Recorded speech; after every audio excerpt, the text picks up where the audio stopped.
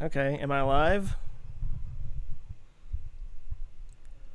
Sorry, they keep changing up the live streaming thing on here. Like every time I get on here, I have to refigure it out. It's awesome. Love in it.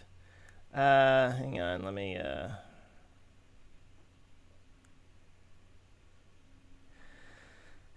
check the thing and see if I'm actually on here.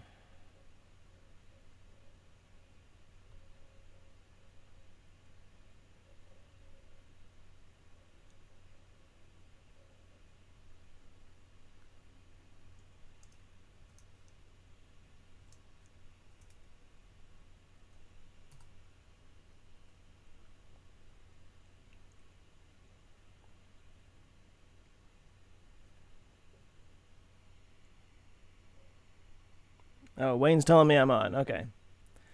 And there's Liet Dune. I need a better name for you, dude. I can't. I'm just gonna have to call you 3187. Listen up here, 3187.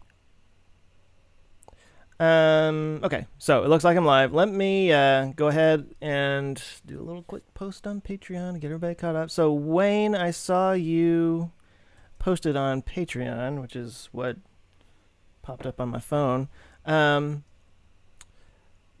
Go ahead and click on the little YouTube logo at the bottom left, I believe, of that window to go to the YouTube page. That way you can do the live chat thing, because otherwise I'll have like different places to go and I won't see you. And you don't want that. You want to be included. Also, you can talk to everybody else in the thing too. I'm the www guy. I just can't figure out how to change this alias. Okay. Okay. 1 second, guys. Let me do my thing.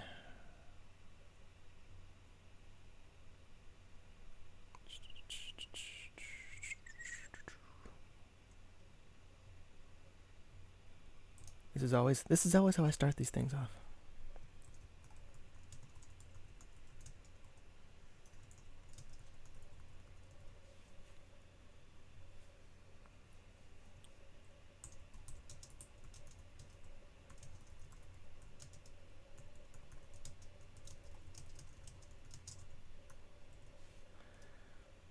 Too many exclamation points in that. Oh well.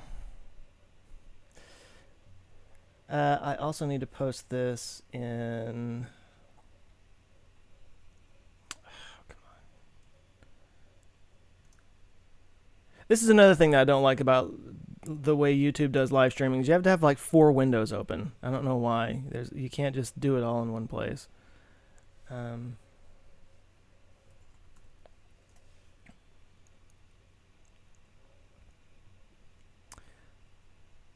Bear with me.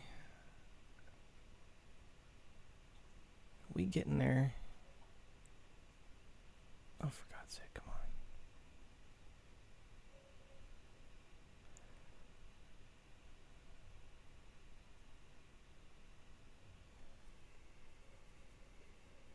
on. Oh, actually.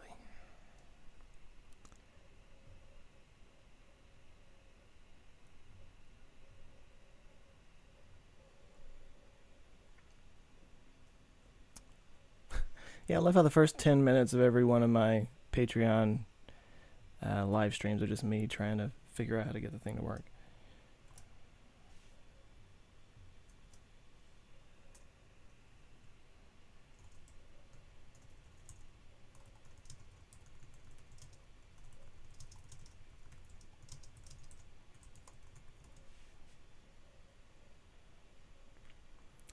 All right, so I got members, I got Patreons.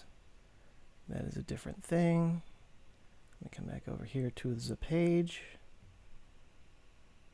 Okay. Well, maybe I can do it all from this thing. That's interesting. Sorry, it's super confusing. They change it up literally every time I get on here. They change it up, and it just drives me nuts. And it was never intuitive to begin with. It was never like a simple just click a button and you're live streaming. It's like 15 different things you got to pay attention to. Okay. All right. How are we doing this morning? It's Saturday. Excuse me. Oh, shoot.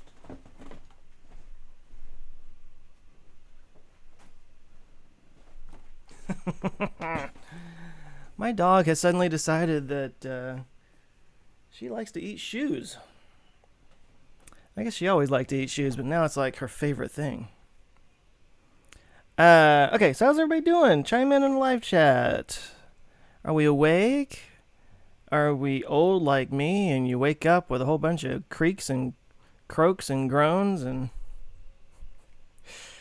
I've gotten to where, like, I don't know if you can tell, but I've been working out with a personal trainer for a while now. For about 4 or 5 months, because I could never really afford a personal trainer before, and now I sort of can. And I thought, you know what, I think it's worth it, and I need that accountability. So I've been doing that, which is good. It's helping, I think. But it's like, she does a lot of chest work and a lot of, I guess, core or whatever. But what that means is I wake up in the morning and like everything in my body wants to kind of like cave in on itself.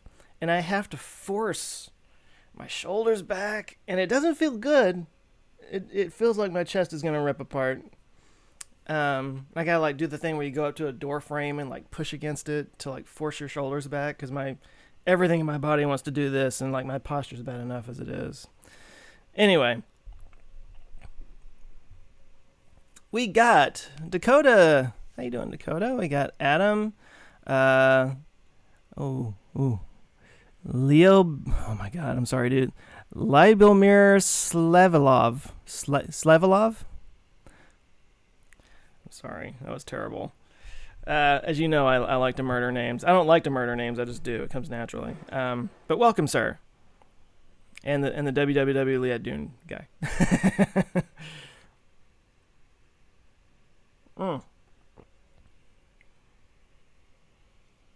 I also have my own little mug.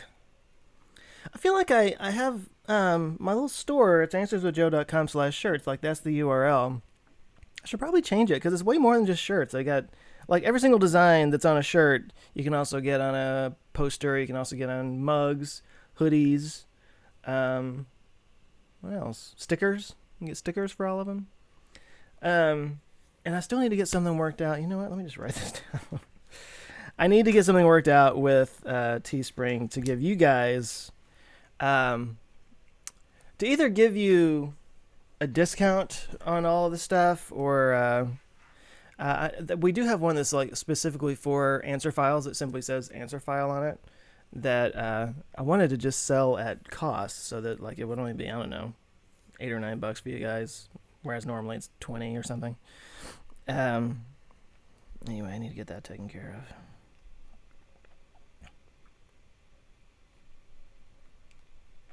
Anybody have any stuff you want to talk about? Just hit me up.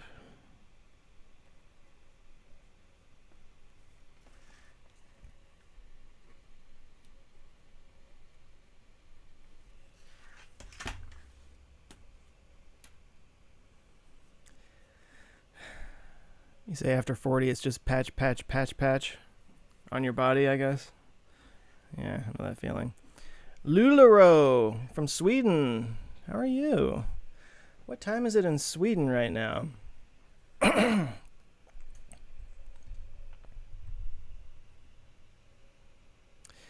got like 11 people watching right now. I also love the gigantic delay that YouTube has on these things, so that when I talk about things, it takes a while.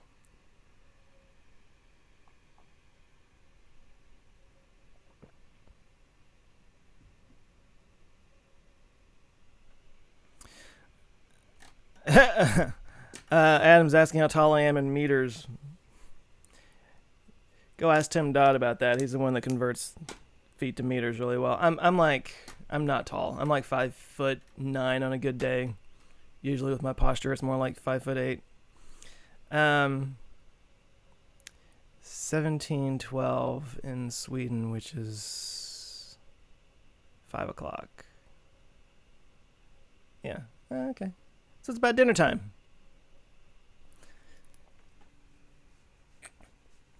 Time to get some Swedish fish. So how are you not involved in this team tree, which is all over the place? Oh, well, I am, actually. I just haven't put my video out yet. Actually, I might... Ugh, I'm looking at the weather. I might shoot it today. No, that's really cool. So, yeah, somebody... Okay. Destin from Smarter Every Day is like kind of one of my YouTube heroes. Been following him forever, of course.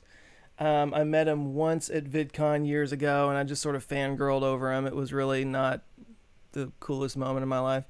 But somebody like tagged me on Twitter with him. I don't know whether he follows my channel or not.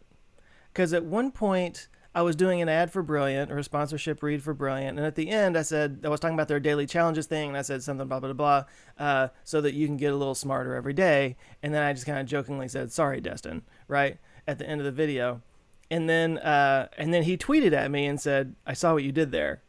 And I was like, oh, like, does he watch my channel, or did somebody like point that out to him? And I still don't know, honestly. But I guess he was reaching out and was like, who wants to be a part of some big collaboration? And some follower of mine on Twitter, like, pointed me out to him. And anyway, he was like, yeah, let's do this. Long story short, I've been direct messaging with Destin on Twitter, back and forth about this. And so he got me involved, which is really cool. But the problem was I was just kind of like right in the middle of 1,000 different things when I got brought into it. Didn't really know what I would do my video on, and it took a while to figure it out.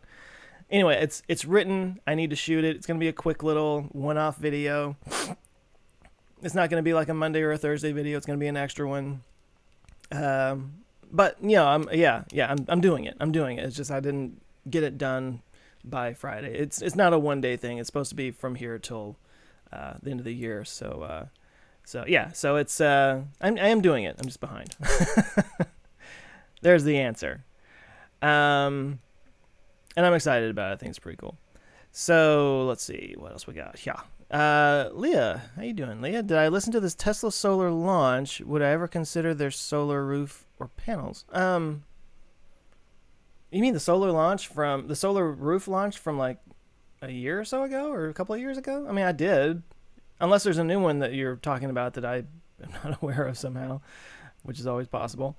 I've been so busy this last week, I missed out on a lot of stuff. In fact, when we recorded the podcast, I told Ben, I was like, I'm going to be hearing all this stuff about the Tesla Q3 earning results from you right now, because I know it came out, but I haven't even had a chance to look at it, which is why I'm behind on the whole Team Trees thing.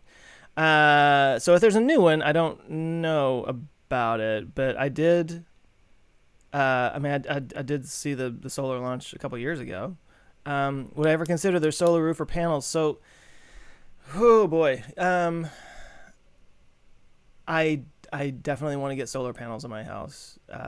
I've been wanting to for a while, and in fact, there's a friend of mine. She doesn't work for Tesla. She works for a solar utility here in Texas. And not a utility, but a service. Anyway, old high school friend. This is a problem with morning live streams. I'm clearing my throat half the time. Anyway, she came out, did a whole thing, put a quote together and all that. And it basically just came down to it was something I was going to have to finance. I mean, I don't mind using numbers. It was like 25,000, something like that for the whole unit. And I wanted to make sure it was like it covered everything. I didn't want it to just be like, 60% of my electricity that I used. I wanted it to be all of it. And actually, when we did this, it's been a while. I don't think I even had the Tesla at the time, so I wasn't even charging my car at the time. Anyway, I have every intention of eventually getting solar on my roof. The only reason I haven't yet is just because I have a few other home things that I needed to take care of first. And they wound up needing financing, so I'm paying off on those. And things are going well with the channel, and Kinker Boy is starting to become a bit more profitable. So hopefully I'll be able to take care of that in the next 6 months or so. But it's definitely on the docket. But as far as like going with Tesla over them, I know they've got some pretty cool arrangements right now in terms of like financing and whatnot. I don't know. See, it's kind of those weird things now because like my friend came in and she did the quote and she like actually put a little bit of work into it. Now would kind of feel weird now not going with them, but I don't know. When it comes down to it, I'll take a look and just see which one works out the best. But yeah. Donna Sawyer, how you doing? Hope we get the t-shirt discount in time for my family. Ooh, good point. Very good point. Very good point. I never do get ahead of things on holiday spending and that kind of stuff. Wrote that down. Yes, I need to get on that. Seeing some love for Destin out there. Seems like a cool guy. Yeah, so he has a thing called ThinkerCon that he did. I think he did it in 2018, but he didn't do it this year. And when we were like messaging on Twitter, I asked him if they were going to do it again. He said they're going to do it next April, and they're working on it. So I plan on going to that. It's like an educational YouTuber meetup kind of thing over there in Huntsville. I really look forward to that. I was kind of mad that I couldn't make it to the last one, so I'm kind of in on that, which is cool. I gotta say, like, the idea that Destin watches my channel is like, I can't get over that. That's crazy. But he does seem like a cool guy. What I like about him is he's a down home kind of country boy, and you can hear it in his voice, but he's also super smart, and a lot of people. I mean, I've kind of lost a lot of my Texas accent over the years, as many people have pointed out, but Houston is in Texas, and that's where NASA is. Lots of rocket engineers down there, lots of really smart people, and I'm telling you, when you go in and talk to them, they'll answer your questions just like this. And same thing in Alabama, Huntsville, Alabama. I mean, we all have our preconceptions about Alabama, and they're not all wrong, but there's also some really, really smart people there, and he's one of them. I mean, he was talking about how like his dad was I don't think his dad worked for NASA, but he worked on rockets somehow. Like he's got this long lineage in his family of engineers and stuff. It's yeah. Anyway, yeah, I like that. The Shed Astro. Hey Joe, just moved from Patreon to YouTube. You're the first channel that I subscribed to. Oh, thank you. And you led me to many other great channels. Glad that I can make it to this whiskey live stream. Well, this isn't a whiskey live stream. This is a coffee live stream. I don't drink whiskey at 10 in the morning. I don't know what kind of lush you think I am. Just kidding. But no, it's good to have you. Thank you. The whole me being a lush thing is actually kind of funny. So my wife's family, I like them quite a bit, but for Christmas for a while, they just kind of got into a rut of buying me liquor every year. I don't know how this happened. I really don't drink that much at all. We have a lot of liquor in a little wet bar downstairs, but the reason why there's a lot of liquor in there is because I don't drink it. It just sits there. But like every year, somebody gives me whiskey and all this stuff, and I'm just kind of like, there was one year specifically, I think everybody just kind of was busy or something, so they just went to the liquor store and got me some like literally, I opened all my presents and it was just nothing but whiskey bottles around me, sitting there by the tree, and I looked up and I was like, Do y'all need to tell me something? Like, is this an intervention? Like, what do you think of me? I think it was just a simple gift that they knew that I would like, and whatever. It's just funny, but let's see. So Wayne says that they're coming out now with new tiles. Oh, okay, so that's the Tesla thing. So Gally at Hyperchange did a video talking about the Tesla tile. Maybe that's what he was talking about, but like I said, I've been busy. I haven't had a chance to watch it. I've just seen the thumbnail come through. Okay, so okay.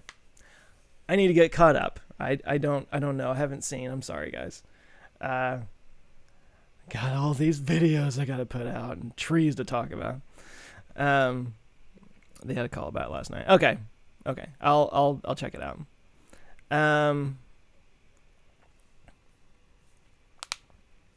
So about the tiles, yeah. So Adam is saying he's still on the fence about the tiles from an installer's perspective. My biggest concern, and this is just my own personal concern, is like how long do they last? Over time, I could easily see one or two here or there kind of shorting out or not working and stuff. And I mean, I don't know. Do you have access to like a grid that can show you which ones are not working, and then people can go up and replace them later on? What does that cost? How often is that going to happen? Is it just like this constant headache you're going to have to be dealing with, or is that not an issue at all? I don't know. It seems I've used the word failure points a lot lately, and a Tesla tile roof seems like it has like every single tile is a failure point, basically, unless I'm missing out on something here. I like the idea. No, I love the idea though. I love the idea that, I mean, as much as I like solar panels, they're not the most attractive looking things in the world. Let's just be honest. And so, especially in new constructions, to be able to just put solar tiles on the top, I mean, it makes sense. And I feel like it is probably something that would pay for itself in terms of energy savings over time. So, the shed, Astro. Sorry, guys. Keep clearing my throat. What caused you to focus on science on your channel?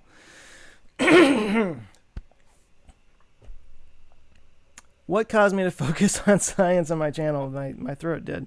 Well, the whole story is that the channel was originally like a place for me to do stand-up comedy, basically. I had a film background. I had dabbled in stand-up comedy. I didn't really care for the lifestyle because, especially when you first get started in comedy, you don't get up on stage till 1 a.m. All the people that are still there are just the other comics that heard you last time. And at the time I was working a full-time job. That doesn't bode very well when it's Wednesday night and you don't get home till 2 a.m. and then you got to get up and go to work in the morning. It just wasn't working. So I turned to YouTube. And I started making more just comedy videos. It's called Ask Joe at the time, and it was basically I was taking questions from friends on Facebook and whatnot. And eventually, one of the questions that I took, they would ask me questions and I would just make jokey answers out of them. And they're all still on the channel, by the way. You can go look at the earliest videos on the channel, and they're still there. But anyway, no. One video on the Fermi paradox was that somebody asked about that, or they asked about something that caused me to do a video on the Fermi paradox, and it did pretty well. Biggest video that I'd ever had at that time. So, yeah, when something does well, you do a little bit more of it and lean that way. And so I kind of leaned that way, and it got me a lot of subscribers that were more interested in that type of topic. So they were asking me in the comments questions for me to answer that were on science topics. So I started covering those, and yeah, it just kind of went from there. And then over time, I hesitate to call myself an expert in anything, but over time I covered so many different topics that I guess that whole 80-20 rule, I might know more than, 80% of the public on this kind of stuff. So I don't know. I don't think that qualifies me as an expert, but, somebody that has a little bit of context around what I'm saying. So I don't know, it just kind of like propelled me that way. I've said it a million times. The best way to learn something is to teach something, because it forces you to have to understand it yourself. Matson McCraw. You're the one from around here, right? On Discord, right? Anyway, you say, my grandpa really likes the idea of sustainable energy and solar, so I'm building him a solar irrigation system for his farm. Cool. You say that Destin inspired me a lot. He's a really cool guy. Cool, man. I'd love to hear more about that. Like, if you are the same guy in Discord, I think you are. But yes, share your plans and stuff. I'm sure everybody would have would be able to chime in and help you out. Adam says, "Does your Texas accent come out when you have a few too many?" Does it? I don't know. To be honest, it's been a while since I've really, really gotten drunk. I think it comes out around my family because they have not lost their accents at all. And when I get out there, it just kind of just kind of slowly starts to creep out a little bit. Don't really even notice it that much, but maybe it kind of sounds a little bit like Boomhauer. It does come out when I'm around them. It's really funny. I found an old video of mine, an old home movie from when I was a kid, and I was talking about something in my voice was just like so. I mean, it was higher because I was younger, so that's why I'm talking in a higher voice right now. But it was just like, I mean, I just couldn't believe I just plunked down that accent so bad, and I literally was watching it and was convinced that it was actually somebody off camera that was talking, and they just happened to be synced up with my lips. It's like, there's no way I actually sounded like that. No, I did once upon a time. But it comes out when I'm back over there. So Lubomir, dude, I'm sorry. I'm just gonna have to bear with me. You say watching channels like mine, Smart Every Day, This Old Tony, Everyday Astronaut, Scott Manley, blah blah blah, is what keeps my faith in humanity. The saddest thing is you were born in Bulgaria. Oh, why is that sad? So far from the action around you, you are blessed to be there. I'm secretly dreaming to move my family to the USA because of science my kids can do later. Well, I mean, it's I live in a bubble like everybody else does, and I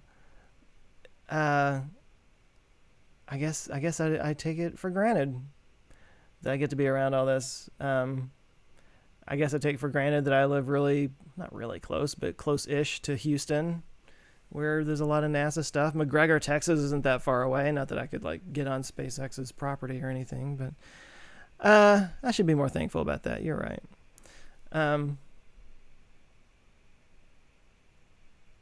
But because of the internet, you can be here with us. So there's that.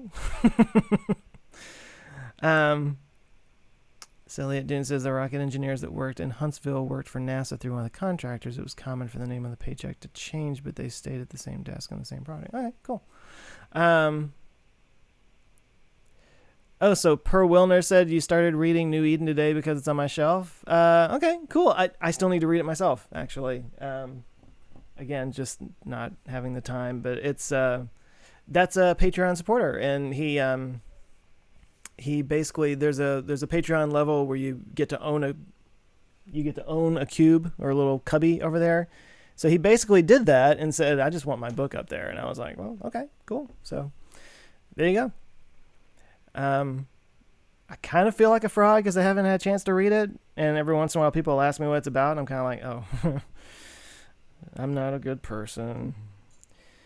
But I was saying this the other day on the other live stream. My wife does a neighborhood book group, and I never even can join them because I just never have time to fully get through any books anymore. I'm just always researching videos and stuff.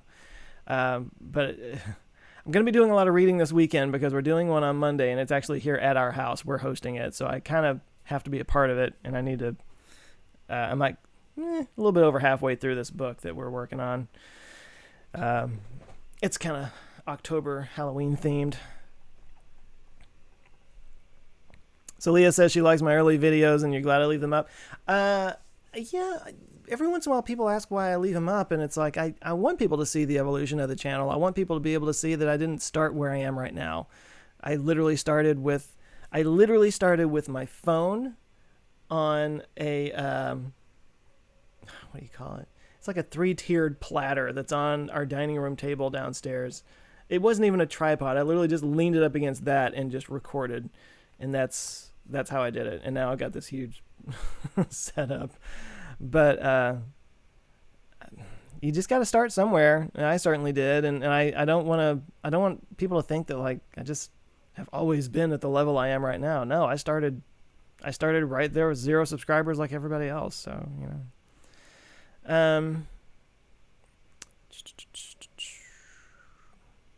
Oh, y'all are talking about the soul patch I used to have. Yeah, I had that for a really long time. Joe's range of questions and answers fall under the category of what do we ask as a part of the human condition. I'll take that. So yeah, okay. I guess Dakota's already helping you out with this, but LuLaRoe is asking if Discord's a Patreon exclusive. It is. I highly suggest you go over there because there's all kinds of discussions going on. Dakota is the guru on that, so hopefully she'll be able to help you out there. Shad Astro watched my movie and enjoyed it. Cool, thanks. I think that it would have been fun to hang out with you when you were a kid. I don't know about that. I was a goofball. I don't know. I was just kind of a weird kid. I always, I grew up in this small town and I never felt like I fit in there, and nobody else had the interests that I did. So I just kind of like, hung out in my room and pretended, which probably got me the weird sense of humor that I got. I don't know.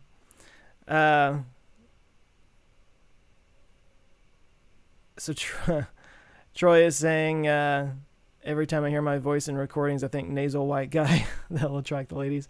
You think you sound nasally? I know I do. I sound very nasally. Especially right now because I'm all gunked up. It's too early in the morning. Okay, it's the morning.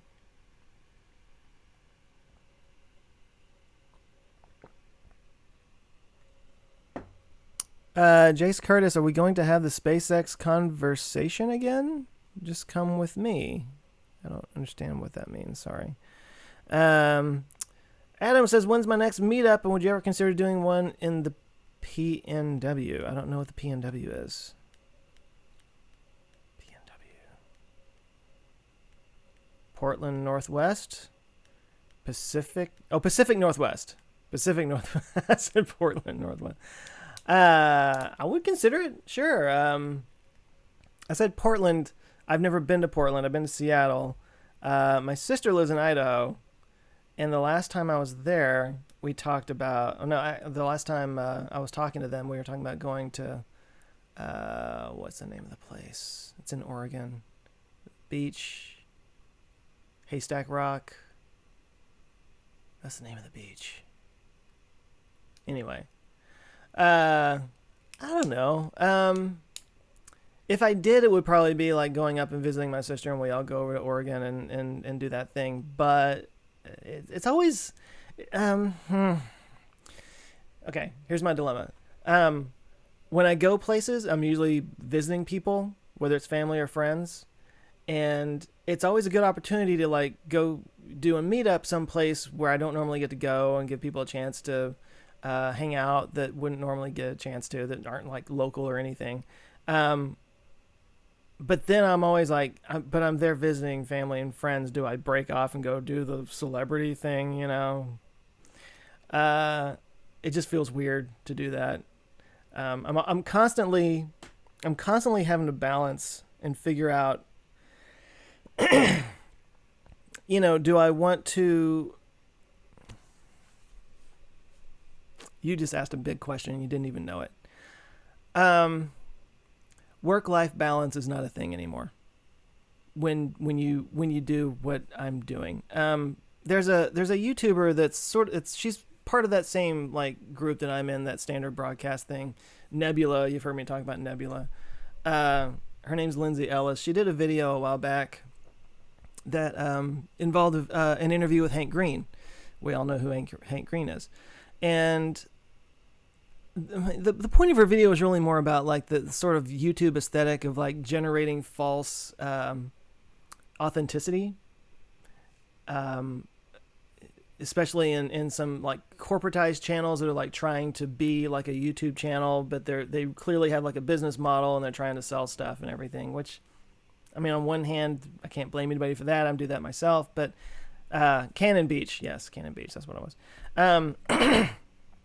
Anyway, she has this interview with Hank Green, and he said something that just hit me in the chest. Like I feel this so hard. He was struggling to articulate what a work-life balance means to him, and he was basically like, I don't know what time off is anymore. I don't know what relaxation is. I don't know how to not work. And I feel that so hard. Like you really don't know what you've stepped into here by asking me this question, because I simultaneously want to like have my life with friends and family and stuff, but at the same time I feel an obligation to sort of uphold this public face, you know?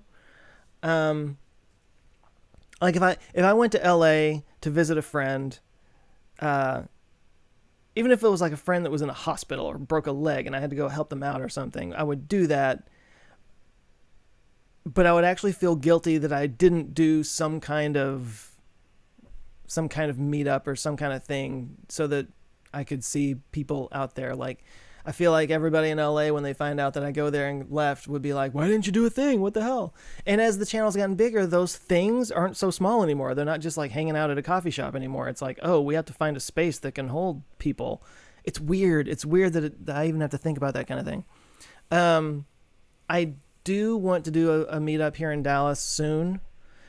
And I'm literally just like trying to find the spot. What I really, really, really want to do is do a meetup while during the 20-kilometer hop test for the Starship Mark 1 prototype. I really want to do that. Problem is I don't know when they're doing it.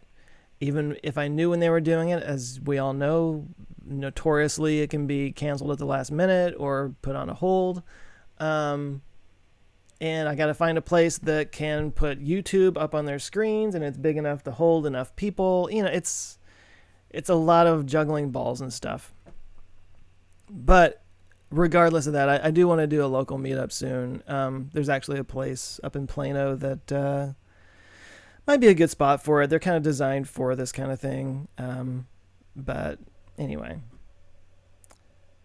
it's a whole new world. And as the channel gets bigger, these meetups become more of a production, you know? So now every meetup that I've done here locally in the past has only had, I think 4 people was the most that ever came out. But I don't do them very often, obviously.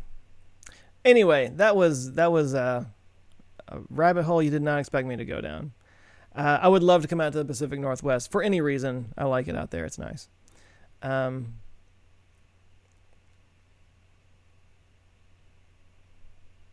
on, let me get caught up here.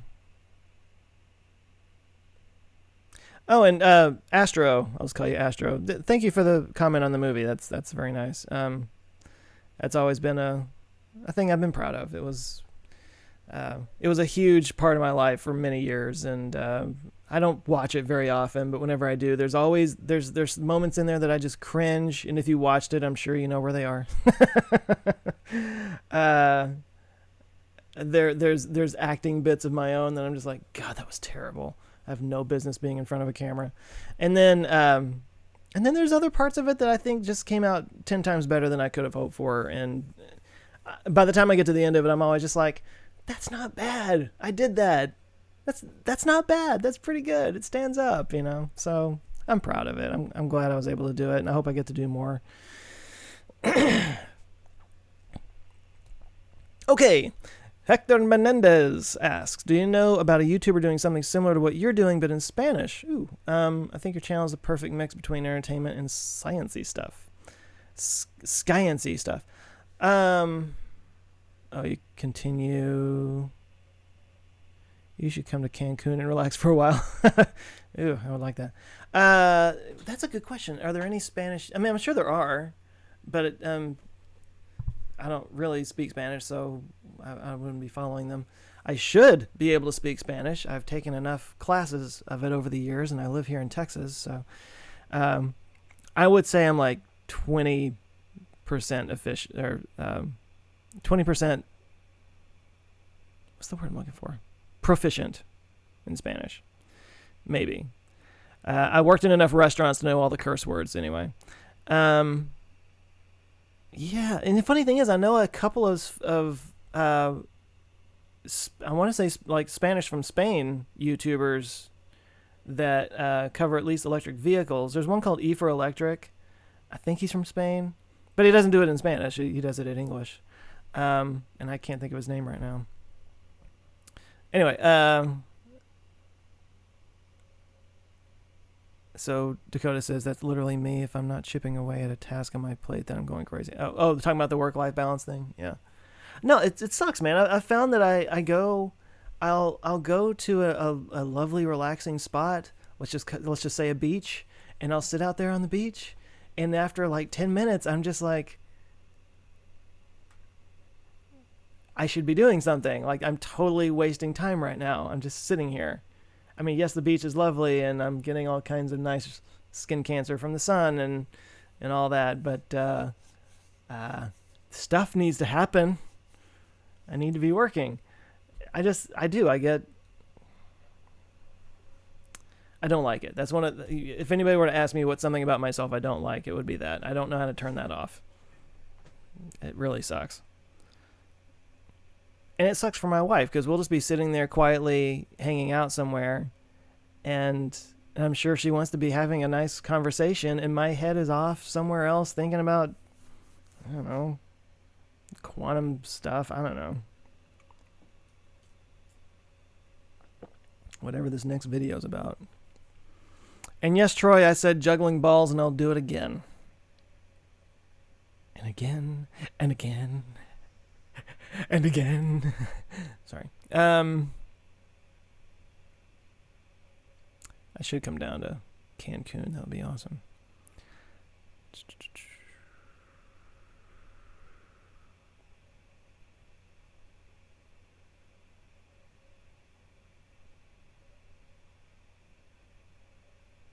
Okay, so I'm actually caught up on comments.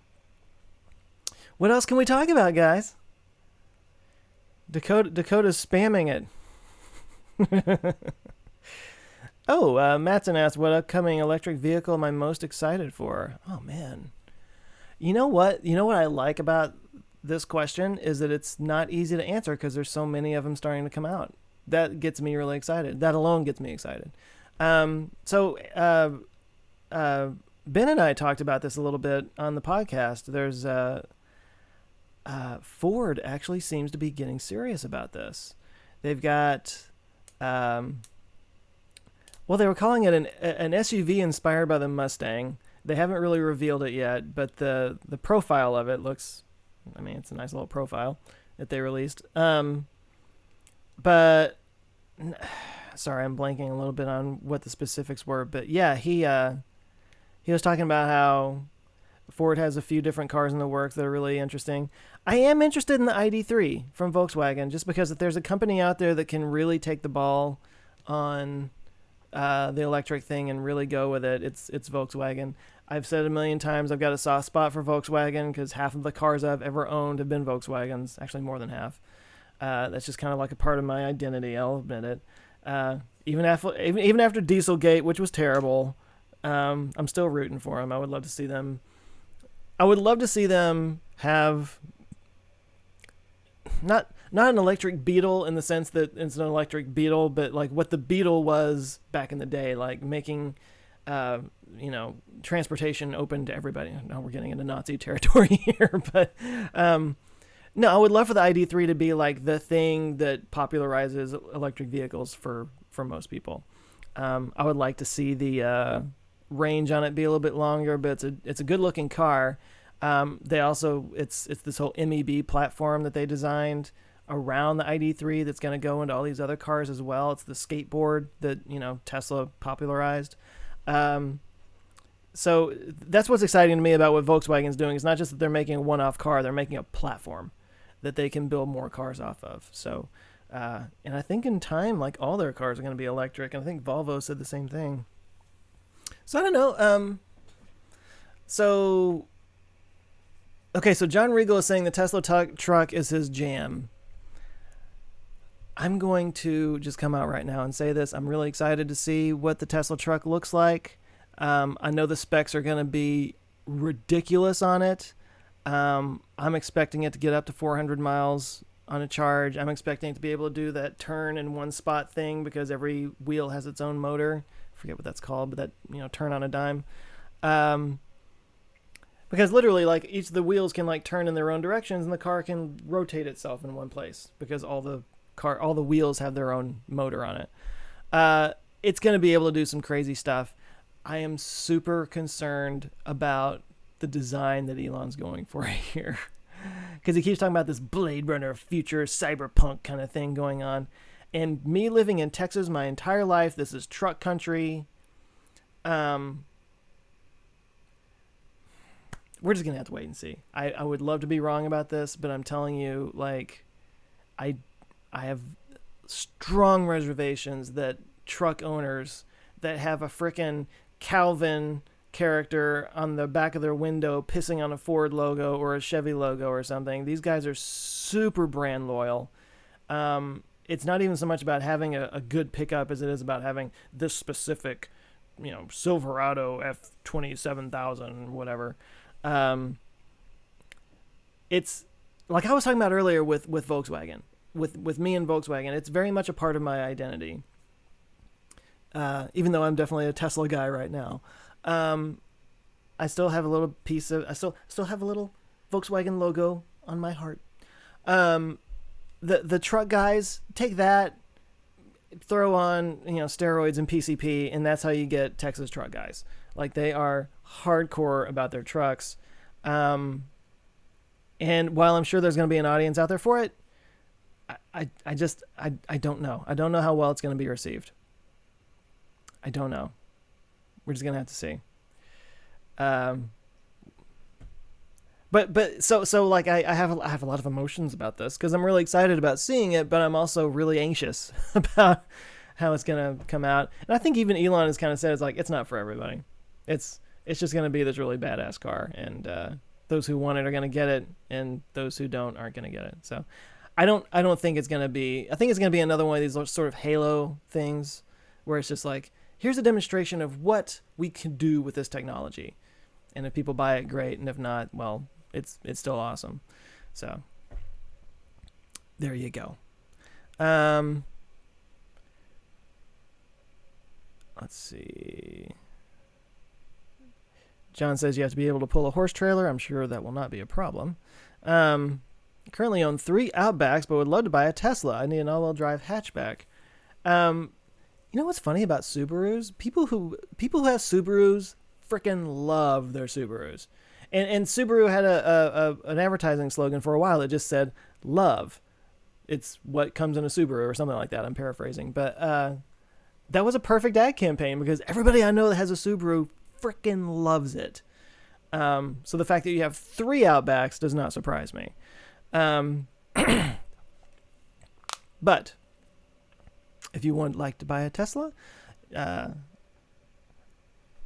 I have a referral code. So I've had a lot of people reaching out and asking me, like, how can I use your referral code? And I'm like, I put it in every video in the description. It's literally in every single video that I put out. It's defaulted that way. By the way, if anybody's wondering, like, what I get from that, it's supercharger miles, basically. And I don't take a lot of long trips, so I don't use a lot of supercharger miles. I was telling this to my brother-in-law when he was in town the other day. We were just, he'd never actually been in a Model 3 before, so I was telling him about all this stuff, and I was telling him how superchargers worked, and I think I've got like 140,000 supercharger miles right now. 136,000 supercharger miles. I'm pretty sure I'm never going to pay for superchargers ever again, which is nice. And the last time I counted, I think it was like 50-something referrals that I've done. I don't mind the supercharger miles. It's great. I kind of wish they still had the program that they used to have. Like, that's how I got my wall charger. I got enough referrals to get the wall charger, which saved me a couple $100. And there used to be other things. You could get special wheels, and I don't know. The referral program changes all the time, so I don't know. But the big point to me, the reason I give my referral code out to people is I think you get free supercharger miles as well for using it. Like, that's your incentive for doing it. So, I mean, I don't need them anymore, but it could help you. So I always give people the referral code for that. Let's see. Chris asked, what animals do you think would rise to prominence if humanity disappeared? Ooh, interesting. Or reverted to hunter-gatherers? I don't know. That could be a fun video. Well, if you believe in Planet of the Apes, then that's clearly the answer right there. Uh, you know what's interesting about that question is if you had asked this question, let's say 2 million years ago, I think somebody would have to struggle to answer that one as well, because I don't think that. Uh, I'm actually. I just started reading the book *Sapiens*. Finally, it got interrupted because I'm trying to finish this video for my wife's book club. But I said video book. Everything's video for me. But no, like that's the way *Sapiens* starts. I've only just gotten started on it, but it makes the point that like we were a creature of no special regard or something like that. Like we, 2 million years ago, we weren't any more special than any other animal, and then there was this sort of cognitive revolution that kicked off, and even in the cognitive revolution, there were various species of hominids that most of them did not win out, most of them went away, and we don't really know exactly why. There was some interbreeding. Actually, so there's a really great video that just came out from It's Okay to Be Smart, and they shot it here at the Perot Museum in Dallas, which, believe it or not, I've never been to. It's ridiculous. But it's about this species that they found, I want to say Indonesia. It was somewhere in Indonesia, but I could be wrong about that. Anyway, it's worth checking out. It's on It's Okay to Be Smart, Joe Hanson's video. And he talks about they were found in this cave, and I am not super claustrophobic, but I could not possibly do this. They the gaps in this cave to get through were so small that there were like 3 or 4 women that they had to hire. I say they had to hire, that they hired. Well, they had to hire people that were small enough to fit in these gaps. And the anthropologists that they had available that could do this were women. And I mean, these ladies are some of the most hardcore badasses I've ever seen to be able to do this. Like, they were talking about, there was one area called the Superman passage where you had to like get down on your stomach. Like it was literally like 13 inches was the gap. And you had to carry gear with you and stuff too. So I don't know how they did it, but they called it the Superman gap because in order to squeeze through, you actually had to like work one arm out and go through like this on your stomach. Like you couldn't put both arms through at the same time. You had to like do it like this. Underground in the dark. No. And there was another passage that was sideways, but it was just as thin, and you had to like squeeze through, and like they had video of these people like getting stuck in the rocks, and nope. Anyway, it was the same kind of deal. This is going way off of the topic that you're asking about. What animal would come? I would have to assume it would be a primate of some kind, just based off of history. A lot of people say the cockroaches will take over, but that's a different thing as far as I'm concerned. Waiting to see the design for the Tesla minivan. Model. Let me just scroll through here and see if I got questions. You guys are chatting. That's cool.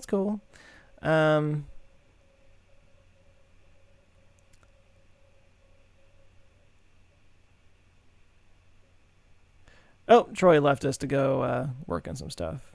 Later, Troy. I'm sure you missed that. Ben Lev. Loving the show. Keep up the great work. Thank you, sir. Thanks for joining. You get to hear me clear my throat a million times again.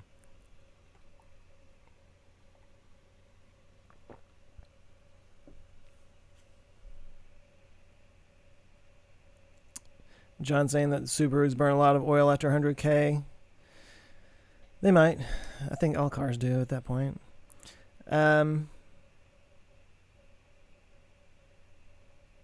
Lula Rose says that the VW brand has made some nice electric cars already. I don't know if you're talking about the ID3 or not, but I mean, they're also involved in that Electrify America infrastructure thing, charging system. They kind of got forced to do that, but oh well.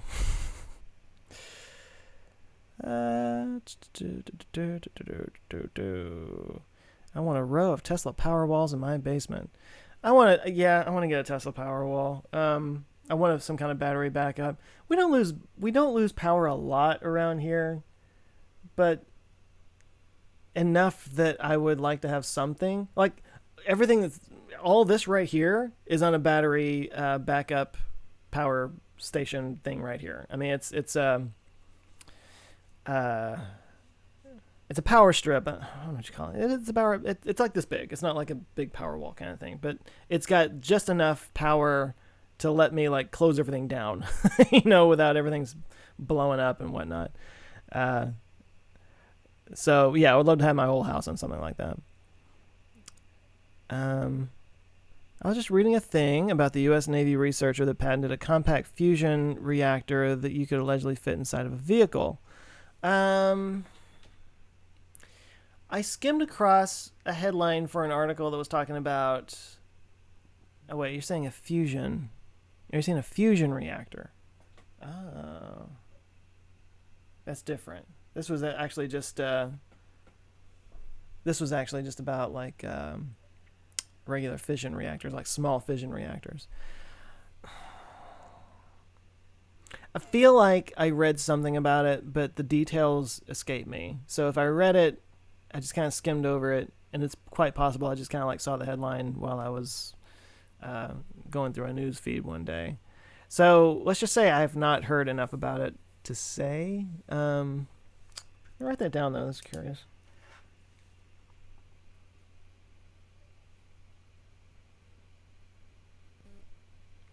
What I have seen is it MIT that's working on this? No, it's in New Mexico, I want to say. There's a couple of different types of fusion reactors that they are working on. One of them is they call it a linear reactor, and one of them is a compact compression reactor. And I covered both of those in various videos on fusion, but there's a new one that they're working on. I want to say it's in New Mexico. It's somewhere in the U.S. Southwest, I want to say. But anyway, it's like a hybrid that combines both of those two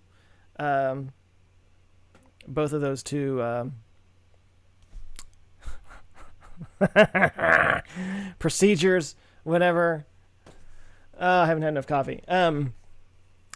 There's a new one that they're working on out there. It combines a couple of different ways of doing it, and it's got a lot of promise. I was reading about, so that sounds cool. It's actually it's like a big ball with like all these. I mean, it looks like something out of a sci-fi movie. I skipped down again. I'm hearing that dolphins will inherit the earth and crab people. Just watching, they have a display going on right now. Yeah, Russell. Yeah, I need to go check that out.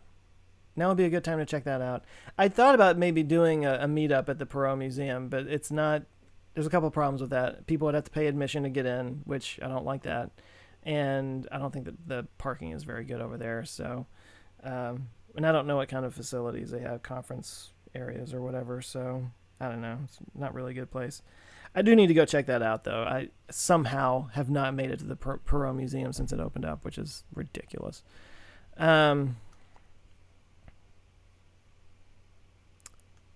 I was not dabbing. Odakota's talking about the thing she had to do as a firefighter. I am back quite a bit here. Okay, let me get caught up here. Hear people talking about electric motorcycles.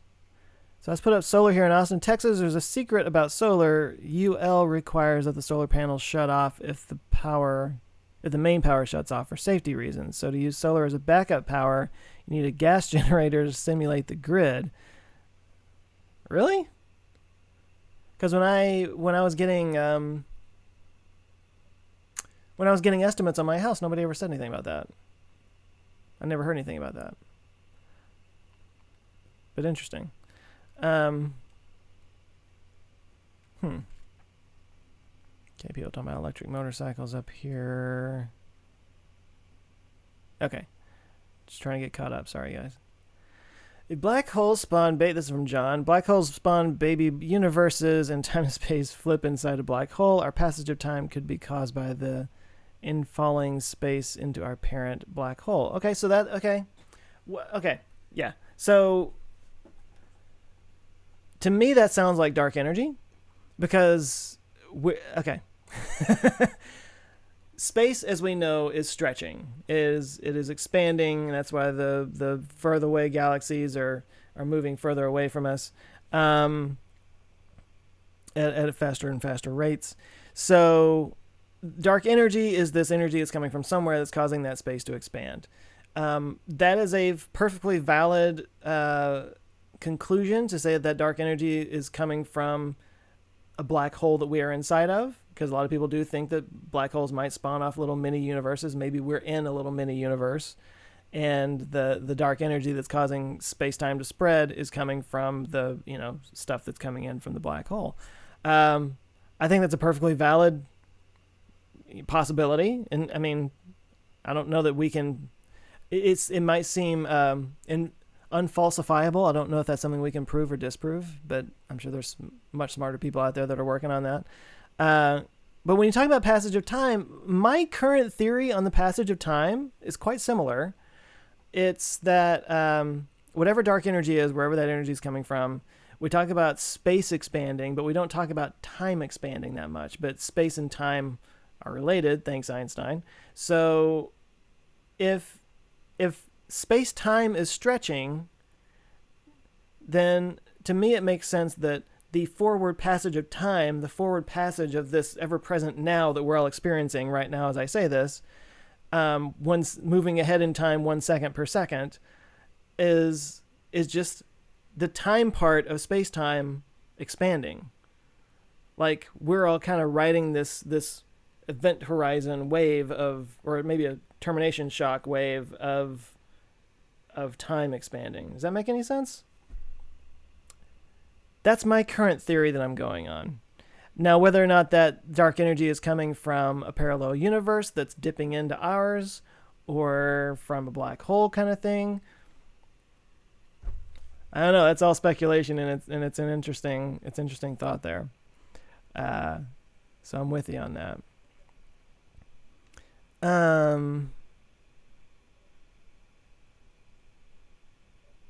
Okay, so we got conversations going on there. That's cool. You guys have your conversations. I'll just sit back over here and have some coffee.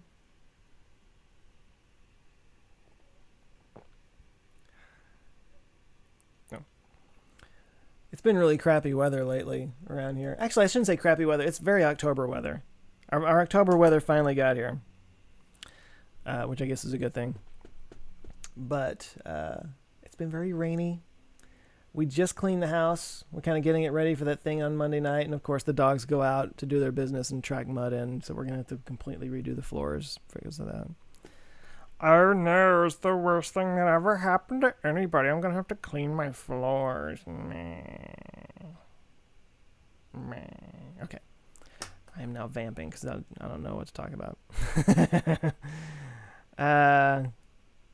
All right, Adam, what's my go-to whiskey? He asks. Probably Maker's Mark. Bourbons are my favorites. There's a Maker's Mark. I've got Rebecca Creek downstairs. There's one here from Texas that I keep being told is like the best thing in the world. And I've had it a few times. It's okay. I need to probably get a bottle of it, but it's called Balcones. Balcones. It's from Waco. Apparently it won all these whiskey awards and stuff, but actually I had one last night, but I made the mistake of getting a sour. I got a whiskey sour, so I couldn't really even taste the whiskey. It was not the best thing I've ever gotten. I really don't know why I got that. I always get old fashions, and then every once in a while I'm like, no, I need to get something different. I need to just branch out a little bit. And we were at a place last night, and they had a special sour drink, so I ordered it. Didn't really care for it. Says, try Elijah Craig if you ever get a chance. Okay. I'm always down for trying a new whiskey. As, well, gosh, maybe that's why my in-laws always buy me booze because I say things like that. Leah says, does my wife want a Tesla yet? No, she does not. And in fact, she's never even driven mine. I think it's just because it's such an expensive car and she's just afraid of screwing it up. And it drives very different. It's a very different everything. Tesla just has to do everything a little bit weird. She likes the car, and it's made me feel really good actually, because when I first got it, like, it is an expensive car. Okay. I think I calculated it's not quite, but almost as much for this car as I've paid for every car before it combined. Literally. Not quite. I think if I combined all the other cars in front of it, and one of them's kind of cheating because it was a lease, so I didn't even buy that one. But, but yeah, if you add up the sales price of all the cars that I've owned, it's just a little bit below all the cars I've had before this combined. So I think for her, she is just a little bit about that. And when I first bought it, she was like, "Are you out of your effing mind? Seriously? You're gonna buy that thing?" But the channel was just starting to do well. I could afford it, barely. And so she was just kind of like, okay. And I was making the argument. I was like, if it turns out I can't afford it, I could sell it. And the used ones to this day are selling for almost as much as the new ones. Like I would not take a huge loss on that, because there's still more demand than there is product, you know? So I made that argument. I think that kind of, won her over, but, no, she's not really desperate to have one. She has a Honda Civic and she likes it. So the way I talk about me being with Volkswagen over the years, that's how she is with Hondas. Like all of her cars are Hondas. Whatever. That's what she likes. And I gotta be honest, at this particular point in time, I'm kind of fine with having a gas car and an electric car. And I tell people all the time, if you're a 2-person house, if you're a 2-car house, especially if you have it in a garage, you are the number one perfect household to have an electric car. Have one car for around town and one car for road trips if you need to. I've never really had a problem on road trips with my Tesla, but there's still that some people have about it. The infrastructure is still being built out. It just still is, So if you have 2 cars in your house, have a gas car, have an electric car. It's perfect. And maybe someday she'll flip over and want to get something like that, and that'd be great. But and in fact, I mean, there's a tiny, tiny, tiny part of me that kind of wants to get a Model Y, and maybe she could have my Model 3 at that point. I don't know. Her dream car, and this has nothing to do with electric anything. And I'm with her on this. I think it's one of the greatest cars ever. Is a Pontiac Barracuda. No, a Plymouth Barracuda. Plymouth Barracuda. 72-ish, early 70s Barracudas are the most badass cars. I actually wrote an entire screenplay about a couple that make a road trip across the United States in a Barracuda. And so, like, I got to be honest, her birthday was just a couple months ago. No, it was 1 month ago. And one of the things I was trying to make happen for her was to just rent a Barracuda for a day and drive it around. And the only one that I could find in town that was rentable, like, you weren't allowed to drive it. Like, it was an event car. Like, the driver, the owner came with it to drive. Like, he might have come around and driven us. It wasn't what I was looking for. Long story short, though, I found a couple of Barracudas that clearly need some repair work, but were only like $5,000, $5,000 to $10,000. I was like, are you kidding me? I came really close to getting one, but I didn't. So that's where we're going in that direction. Let me jump up a little bit.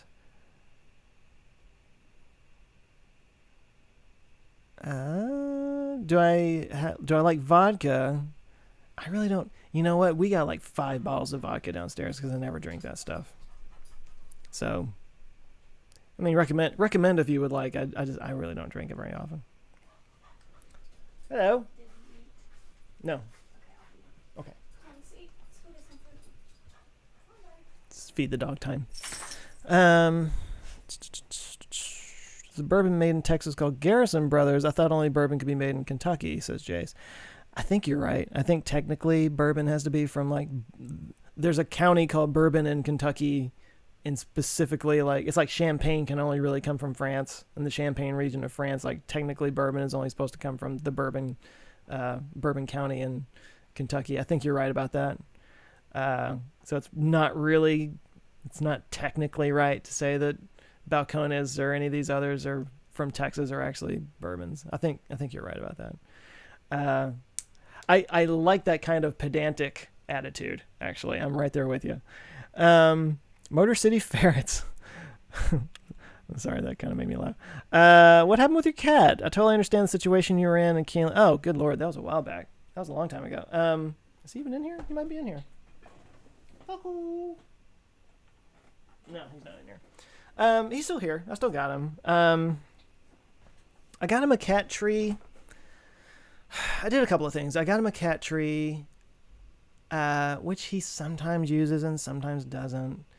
And I started I got a second litter box and I put it out in the middle of our living room, which is awesome. Basically, I just gave him a place to use out there. And eventually, we had some people come over and I moved it into the laundry room where his other litter box is. And it's kind of stayed there. And fingers crossed, so far things have been okay. He's okay. I wish he wouldn't screw up our... No, well, we still have to keep the furniture covered, like completely covered. The other day, one of the blankets that we have over like the arm of the couch slipped up a little bit, and he clawed on the couch. Like if he sees any part of the couch or chair, he has to scratch on it, and it pisses me off.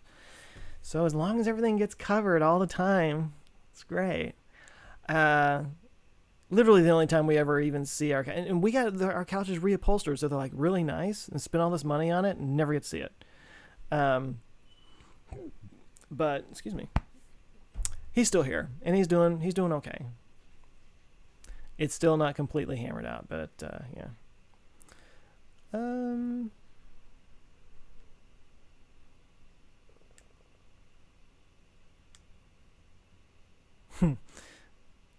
Shed Astro says my wife sounds like his wife about being afraid to drive the Tesla. I'm gonna have to just break her out of that someday. Just go find an empty parking lot or something. What's funny is the last car that I had was a stick shift, and she can drive a stick shift, but she's really rusty on it.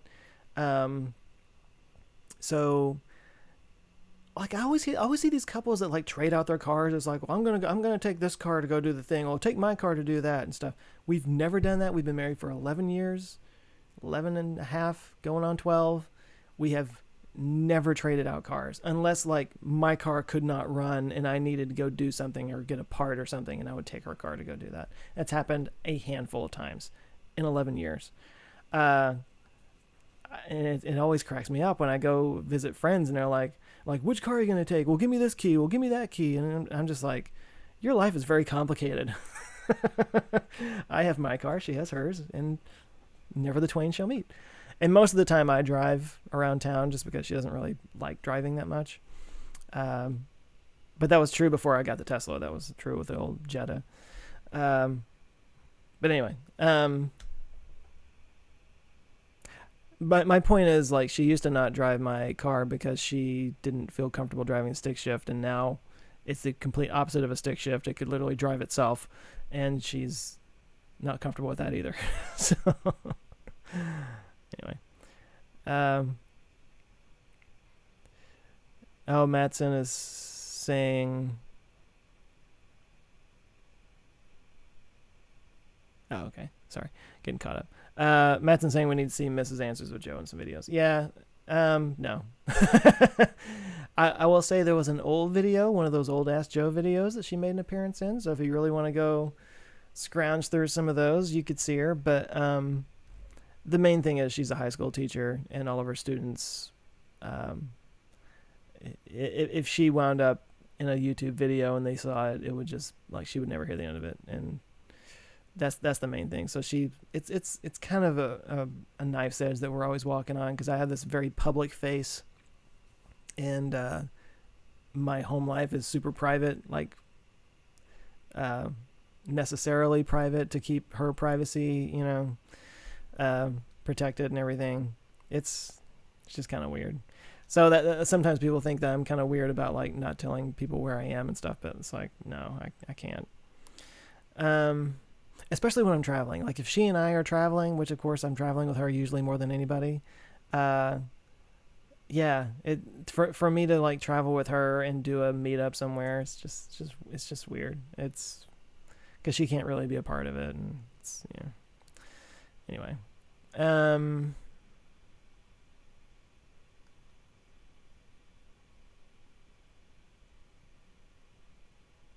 Adam is saying the Barracuda is coming back in 2020. I'm gonna have to look for that. It's not gonna be the same, but although the Challenger, the new Challengers are gorgeous cars. Yeah,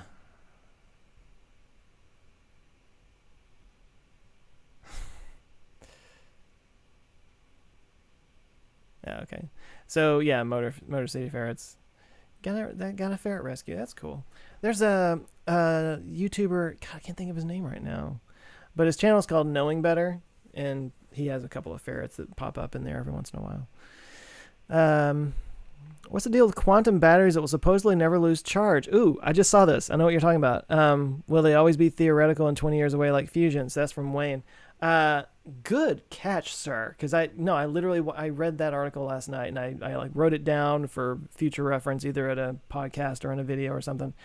My understanding, just from what I read, and I probably read the exact same thing that you did, is that they basically some nerds. Some physics nerds got together and they basically like figured out how this could work. But it's like, it's all on paper right now. It's all still kind of theoretical. So I don't know if it's actually physically possible, or if it's something that could actually be done. We might actually see it in a few years in some kind of prototype form. It was really weird and interesting, and I'm going to have to really dig into it because, of course, like everything quantum, it made no sense. But it was like some photonic thing. It was like when light hits these particles, they get excited and it retains energy. It was saying it specifically had a lot of purposes for like nanotechnology. Like it could power nanobots that could go through your body and repair stuff, that kind of thing. So that's super interesting. I want that. But no, I'm going to have to like dig into it a little bit because it was very confusing, but interesting. But when they said lose power, that's very misleading to me because I think what they were talking about phantom drain, I think, more than anything. It wasn't necessarily like you never have to charge it again. I mean, that breaks the laws of physics, I think. But I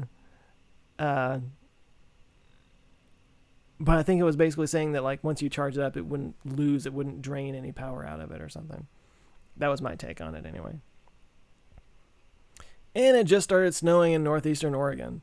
It might actually get cold enough to snow here at the end of next week. I don't know. I'm not saying it actually will, but it looks like it might get cold enough.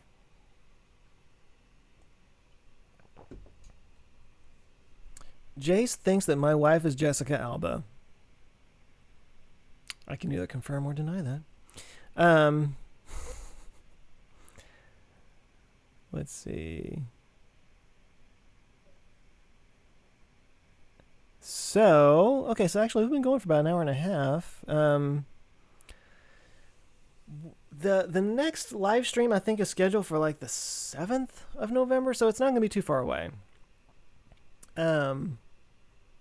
Just kind of letting you guys know about that, but we'll be putting out some notices about it on Patreon. But yeah, unless anybody has anything else, I think I might start wrapping this up. Trying trying to think of other things. One other thing that I could talk about, but this will probably wind up being in a video of some kind, or at the very least, I'll talk about it on the podcast. I ran across and designed for a new carbon capture system. I've been talking a lot about carbon capture. I think it's important. But the carbon capture solutions that we see mostly right now, it's like it gets captured through a chemical solution that then has to be heated and processed, and it's very energy intensive. But this new system that they've designed, and I think there's like one working prototype and it's really small, but it uses, it's basically like a battery that has all these plates that have like charge, discharge, cathode, anodes and stuff, but they're made out of like these nanoparticles that when you run current through it, it attracts CO2. Like it attracts to the oxygen or something like that. And it like locks in the CO2 into this like fibrous nanostructure of this battery. So basically you turn it on, power flows through it, and CO2 is like attracted to the nanoparticles and the nanostructure. And then so you do that while you're blowing outside air through it. So what comes out the other side is clean air with no CO2 in it. And then so they do that, and then they turn off, they like close the pump, they turn off the electricity, and all the carbon dioxide kind of starts to flow. Like it lets go of those nanoparticles and floats freely, and then they pump all of that out and collect it. So it has no chemical processing. It uses like 1/10 of the energy that previous ones did. And it was talking about things like it could be a tiny little pump that you could literally, people who run greenhouses that have to have CO2 for greenhouses, right now they have to go buy it somewhere. You could literally put this on the roof of your greenhouse or to the side or whatever. It could be run by solar power, and it could just be doing this pump back and forth action, sucking CO2 out, pumping it into the greenhouse so that you can have that heating that you need. Same thing with, it was saying restaurants could use that to collect and compress CO2 for their drink, their vending machines and stuff. Not vending machines, the soda machines. So it's sort of like a personal solution that people could have to collect CO2 for what they need it for. But it could also be done on a big industrial scale, you know? It sounded really interesting, and I'm going to have to do a video about that. But I thought I would talk about it here just because it was something that I found recently that I thought was really cool. Oh, if I had any problems with my Tesla in cold weather, it's a big concern that I had. Should I ever be able to get one? Well, I mean, I live in Texas, so it doesn't really get that cold that often. What you'll see is, actually the bigger problem here is the heat and having to run the AC, and so the range goes down. My dad in the town where I grew up, it's like 120, 30 miles from here, which I should be able to get to very easily with a 310, 320 mile range.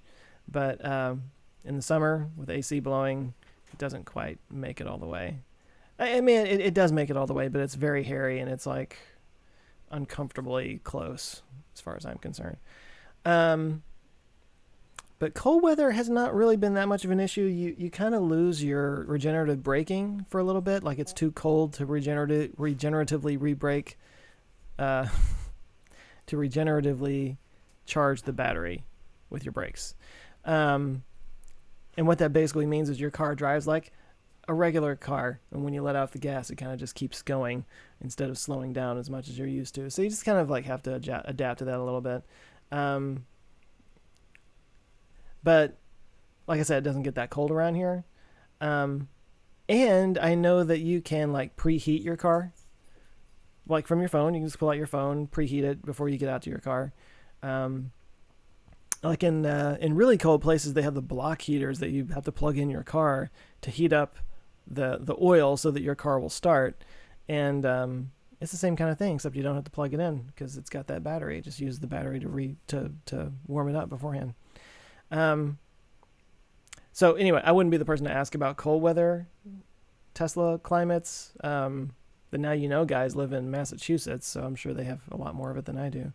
But I haven't had any major problems with it in terms of that. Just that it drives a little differently because you don't have that regenerative braking, which, by the way, is the same deal that happens when you charge it to 100%. If you charge it all the way up to 100%, you don't have any regenerative braking at that point. So again, your car will just kind of keep coasting when you let off the accelerator, which again is how all cars do, but Teslas drive differently, and once you get used to that, it's just kind of a shock. Kind of feels out of control. All right, so Christopher is posting on Patreon, and this is why I ask people to go over to YouTube, because there's like multiple places for me to look. Have I noticed regen is diminished since version 10?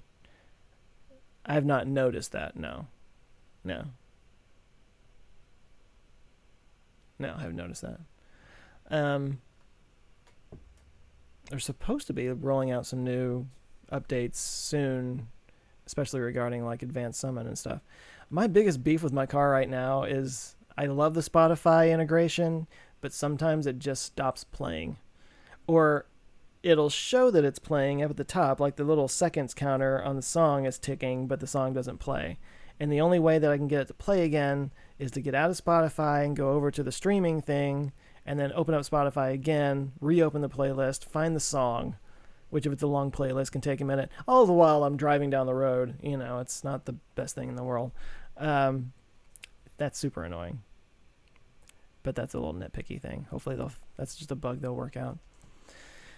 Anyway, I think it's time for me to wrap this up. Thank you guys for being here. Like I said, I think on the 7th is the next one we're going to do. I could be wrong about that, but it's going to be earlier in the month. These are all kind of like fell toward the end of the month, but I'm going to space them out a little bit more in November. But yeah, Monday's video is on artificial gravity, and so Christopher says you can't find me on YouTube. It does. If you go to, if you're in Patreon, if you're on the Patreon page, hang on, I'm just going to do it myself. Okay, on the bottom right corner of the window that you're watching the live stream on, there's a little YouTube logo. There's like the CC, the little gear, YouTube, and then the little TV thing. If you click on the YouTube logo, that will open up the YouTube page. Supposed to, anyway. And yeah, for future reference, that's where I prefer people to go, because it's better. Anyway, yeah, I'm gonna shut this down. Time to go get some lunch. I hope you guys have a great weekend. Thank you so much for everything, and let's see if I can end this without having to press 1,000 different things because YouTube's so wacky. 1, 2, 3. Thanks, guys. Love you guys. Take care of yourselves.